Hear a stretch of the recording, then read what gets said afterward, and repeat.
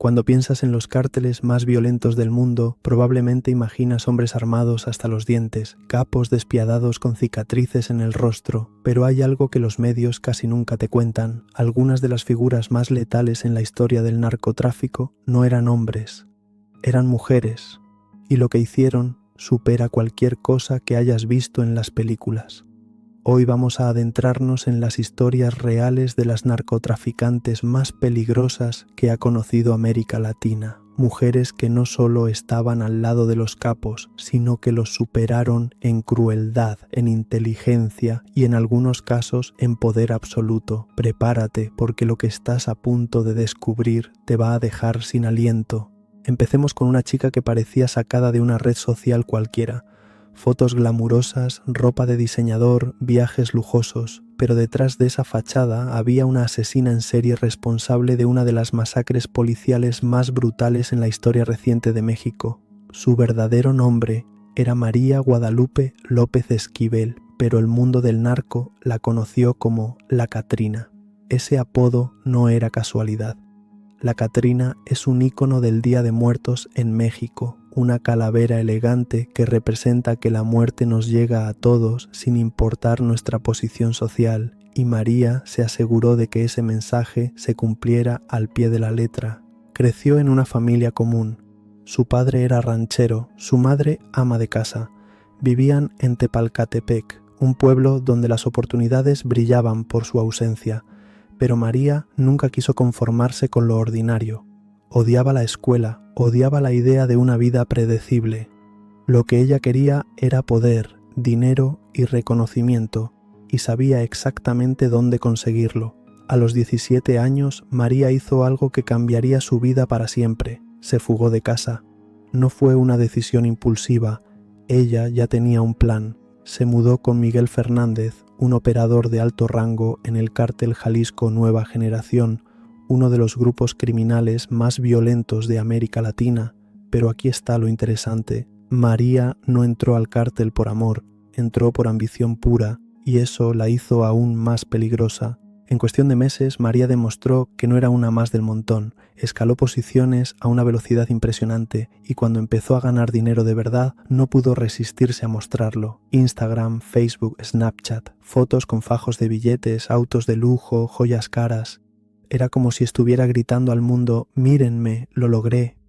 Pero el verdadero talento de María no estaba en las redes sociales, estaba en su capacidad para matar sin remordimiento. Ella formó parte de un escuadrón muy particular dentro del cártel, un grupo de mujeres jóvenes y atractivas que usaban su apariencia para engañar a sus víctimas. Parecían inofensivas hasta que sacaban las armas y cuando lo hacían no dejaban testigos. María no se quedó como soldado común. Su sed de poder la llevó más alto. Pronto se convirtió en la líder de su equipo, después en comandante de un escuadrón completo de sicarios, y bajo su mando las calles se tiñeron de sangre. Secuestros, extorsiones, asesinatos por encargo. María y su equipo eran una máquina de muerte eficiente. Pero lo que realmente la puso en el mapa del terror fue lo que pasó en octubre de 2017. Las autoridades mexicanas tenían una orden de cateo para una propiedad sospechosa. Rutina, pensaron. Entraron sin esperar resistencia, pero lo que encontraron fue un infierno. El escuadrón de la Catrina los estaba esperando. Fue una emboscada perfectamente coordinada. Las armas empezaron a disparar desde todas direcciones. Los oficiales intentaron responder, pero estaban superados en número y en potencia de fuego. Cuando el polvo se asentó, 13 policías yacían muertos. Varios más estaban heridos de gravedad, y como si eso no fuera suficiente, los sicarios prendieron fuego a 2 patrullas justo en medio de la calle. El mensaje era claro, nadie estaba a salvo, ni siquiera la ley. Pero en medio del caos algo cambió. Uno de los oficiales sobrevivientes escuchó una voz dando órdenes durante el ataque, una voz femenina, y esa voz pertenecía a María. Por primera vez, las autoridades tenían una pista sólida, sabían quién había orquestado la masacre y no descansarían hasta encontrarla. María probablemente sintió que era invencible, Había humillado a la policía, había consolidado su poder en el cártel y seguía publicando fotos como si nada. Pero la red se estaba cerrando. El 10 de enero de 2020, la Guardia Nacional recibió un soplo. Sabían dónde se escondía la Katrina y su escuadrón. Esta vez no iban a correr riesgos. Los agentes rodearon la casa de seguridad y cuando los sicarios se dieron cuenta ya era demasiado tarde. Empezó otro tiroteo, pero esta vez las fuerzas del orden tenían la ventaja. Los hombres de María cayeron uno por uno, algunos murieron, otros fueron capturados, y en medio del enfrentamiento María recibió un disparo directo en el cuello. La bala atravesó su vena yugular. Los paramédicos intentaron estabilizarla mientras la subían a un helicóptero, pero María había perdido demasiada sangre. A los 21 años, la chica que quería fama y fortuna murió desangrada en el aire. Fácil llegó, fácil se fue. Ahora hablemos de una mujer que no solo participó en el narcotráfico, ella prácticamente nació en él. Sandra Ávila Beltrán es conocida como la Reina del Pacífico y su historia es tan fascinante como aterradora, porque a diferencia de María, que entró al narco por ambición, Sandra nunca tuvo otra opción. El crimen estaba en su ADN. Su familia materna eran contrabandistas de heroína de toda la vida. Su padre, Alfonso Ávila Quintero, era hermano de Rafael Caro Quintero, uno de los fundadores del legendario Cártel de Guadalajara. Sandra creció en los años 60, una época donde el narcotráfico mexicano estaba en plena construcción, y ella lo vio todo. Desde niña observó cómo se hacían los tratos, cómo se negociaba con violencia, cómo el dinero fluía en ríos. A los 13 años ya estaba contando dinero para su padre, y a esa misma edad presenció un tiroteo masivo que dejaría marcado a cualquiera, pero no a Sandra. Para ella eso era simplemente la vida normal.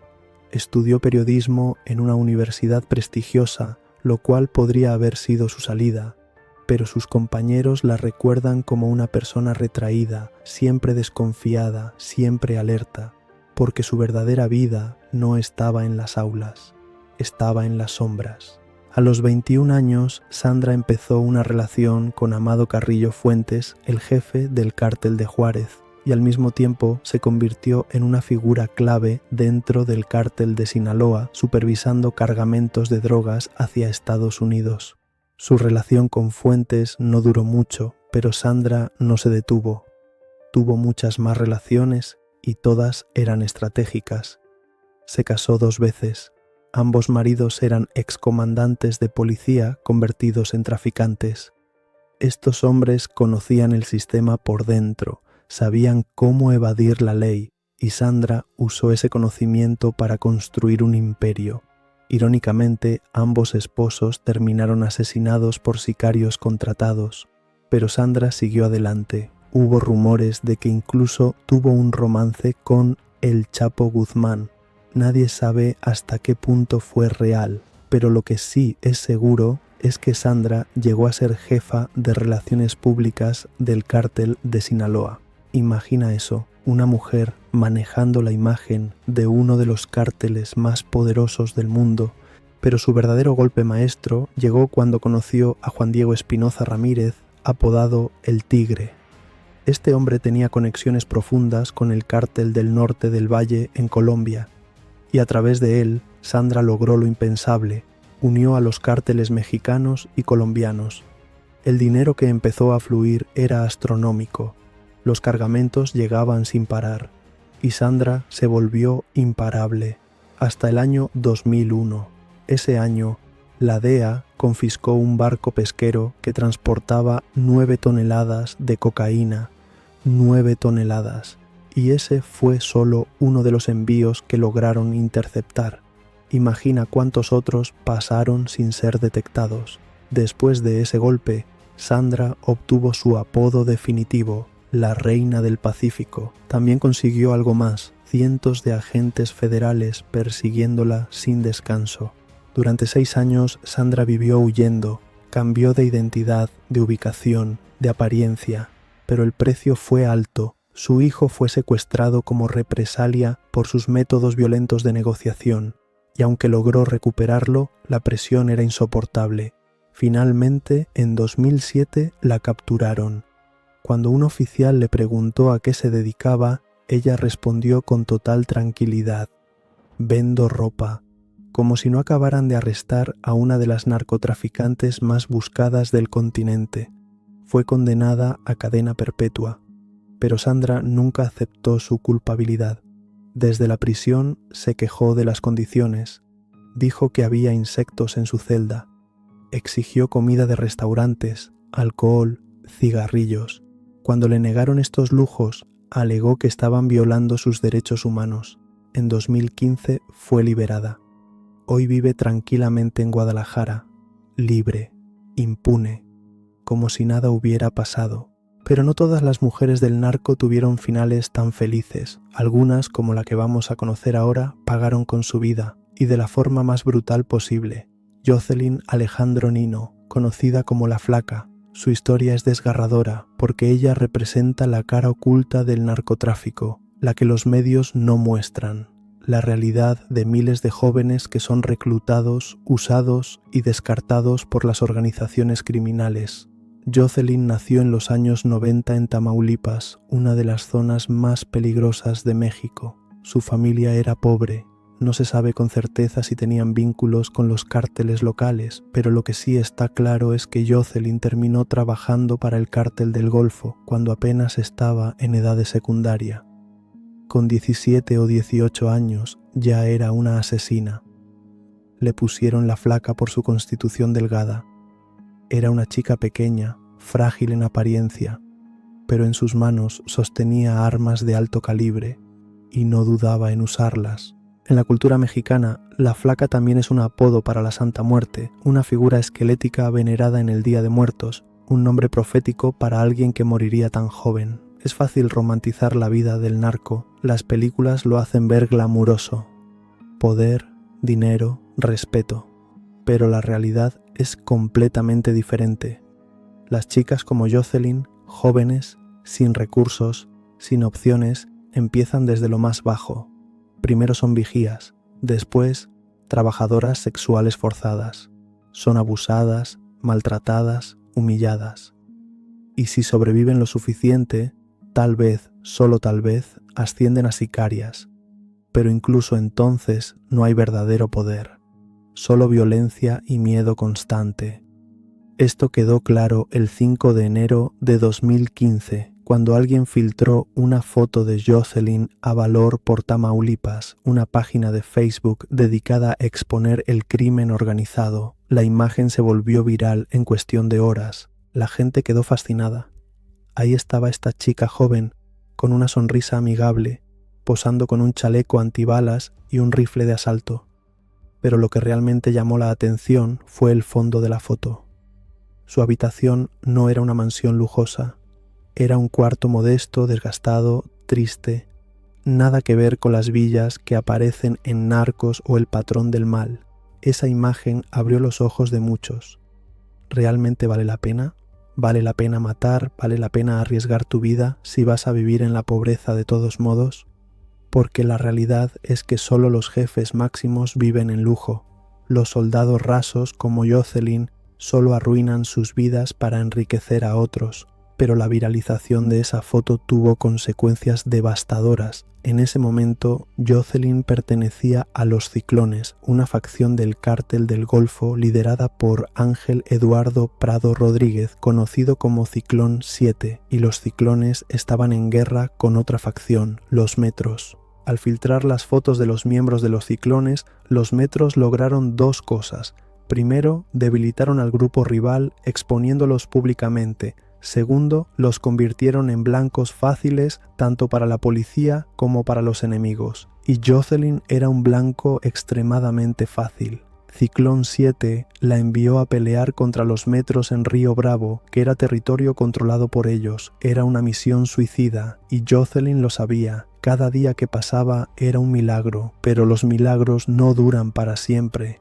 El 13 de abril de 2015, unos oficiales encontraron algo horrible en un estacionamiento de Matamoros. Dentro de un congelador había partes de un cuerpo humano, desmembrado, A lo largo del día siguieron apareciendo más pedazos esparcidos por toda la ciudad. Algunos estaban en bolsas de plástico, otros simplemente tirados en la calle. La identificaron gracias a un tatuaje distintivo en su brazo. Decía Nino, su apellido, pero en español, niño también significa niña. Una ironía desgarradora, porque eso es exactamente lo que era. Una niña cuando murió. Tenía entre 19 y 21 años. La autopsia reveló algo aún peor. Antes de matarla, la torturaron. Los metros querían información sobre los ciclones y se aseguraron de que sufriera antes de morir. Mataron a Jocelyn junto con otra mujer y un hombre.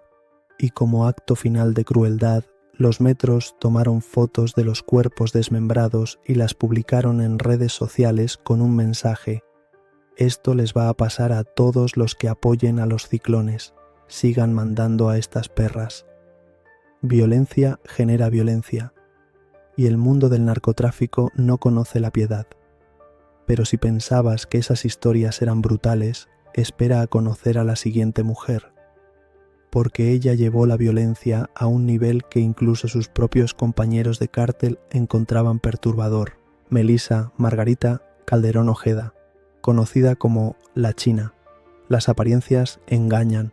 Melissa parecía una chica común y corriente, pero detrás de esa fachada había una comandante militar responsable de al menos 178 asesinatos confirmados, y probablemente muchos más. Nació el 12 de agosto de 1984 en México. Para cuando cumplió 20 años ya había tomado una decisión: iba a ser líder de un cártel y haría lo que fuera necesario para llegar ahí.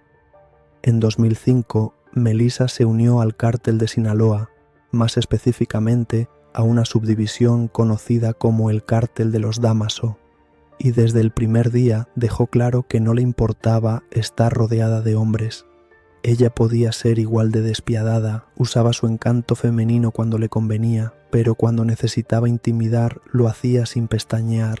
Era una combinación letal. Para 2008, Melissa ya era comandante de la unidad armada, y bajo su mando, la tasa de criminalidad en la región se disparó. Asesinatos, secuestros, extorsiones. Melissa tenía una sed de sangre que asustaba incluso a los sicarios más curtidos.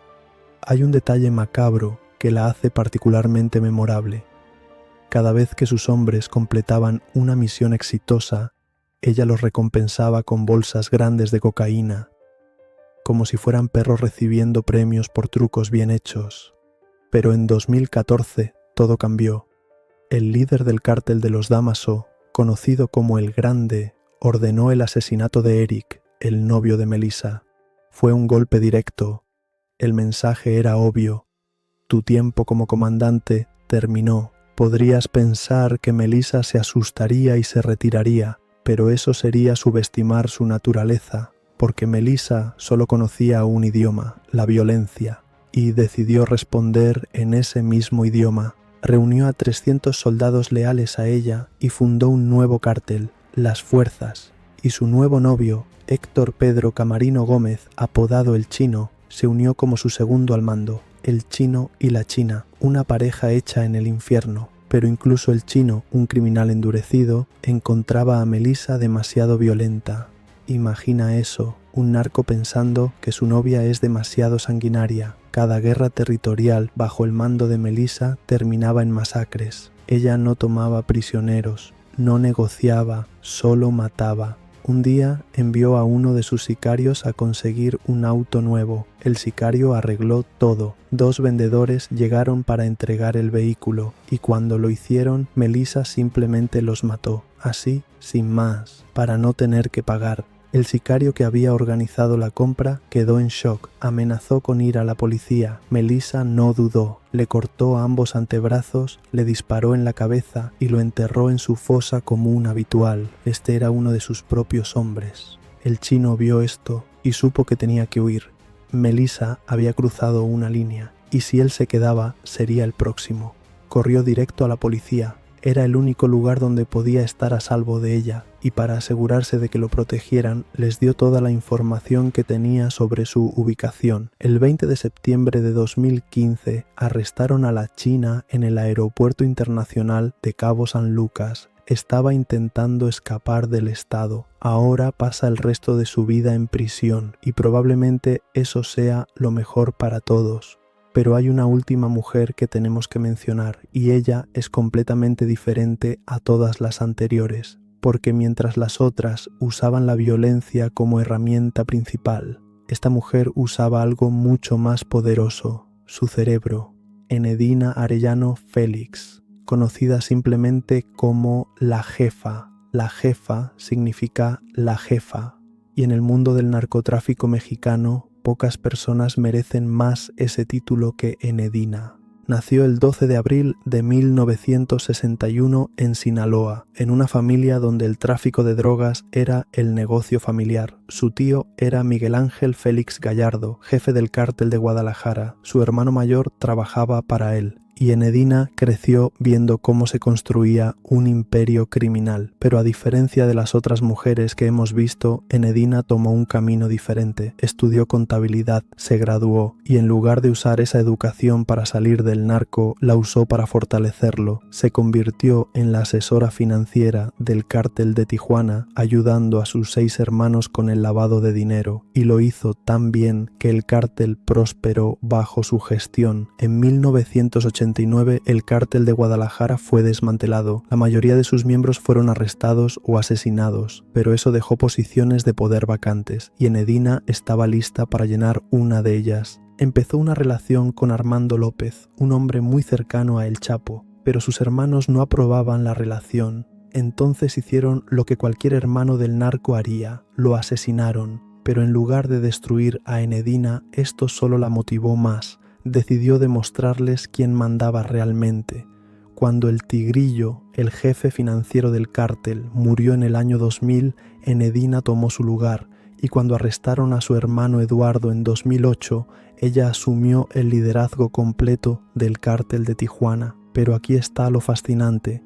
Enedina es completamente diferente a todas las mujeres que hemos discutido hoy. Ella nunca ordena asesinatos. Nunca usa violencia innecesaria. Su enfoque es completamente racional y metódico. Prefiere los sobornos, las negociaciones, las estrategias financieras. Nunca maldice, nunca pierde la compostura, y esa mentalidad fría y calculadora la ha mantenido con vida y en el poder durante décadas. Mientras otras narcotraficantes caían una tras otra, arrestadas o asesinadas, Enedina permanece en las sombras.